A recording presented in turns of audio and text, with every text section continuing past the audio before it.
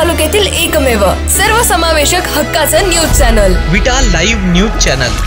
विटा शहराच्या बाहेरून रिंग रोड व्हावा अशी मागणी जिल्हा परिषदेचे माजी उपाध्यक्ष व जिल्हा नियोजन समितीचे सदस्य सुहास बाबर यांनी आज केंद्रीय रस्ते वाहतूक मंत्री नितीन गडकरी यांच्याकडे निवेदनाद्वारे केली।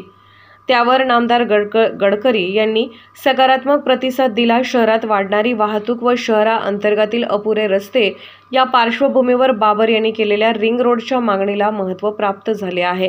विटा शहर हे जिल्ह्यातील एक महत्त्वाचे शहर मानले जाते। सांगली, सातारा, सोलापूर जिल्ह्याच्या सीमेवर असणाऱ्या या शहराला मोठे महत्त्व आहे। त्यामुळे शहराला रिंग रोड असावा अशी स्वर्गीय आमदार अनिल भाऊ बाबर यांची इच्छा होती। त्यासाठी त्यांचे प्रयत्नही सुरू होते। त्या अनुषंगाने सुहास बाबर यांनी आज नामदार गडकरी यांना एक पत्र दिले व विटा शहराच्या बाहेरून रिंग रोडची निकड समजून सांगितली। सुहास बाबर यांनी नामदार गडकरी यांना दिलेल्या पत्रात म्हटले आहे की विटा शहर हे विस्ताराने मोठे असून जिल्ह्याच्या मध्यवर्ती ठिकाणी आहे।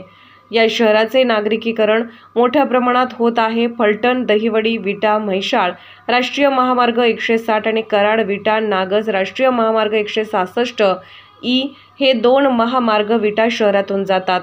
त्यामुळे शहरात अवजड वाहनांची वर्दळ मोठ्या प्रमाणात होत आहे। वाहतुकीस अडथळा निर्माण होऊन अपघाताचे तसेच वाहतुकीची कोंडी होण्याचे प्रमाण वाढले आहे। त्यासाठी विटा शहराच्या बाहेरून रिंग रोड करण्यासाठी शहरातील व परिसरातील नागरिकांची वारंवार मागणी होत आहे। तरी विटा या शहरासाठी रिंग रोड करण्यासाठी आपणाकडून सहकार्य व्हावे अशी मागणी सुहास बाबर यांनी निवेदनाद्वारे केली आहे।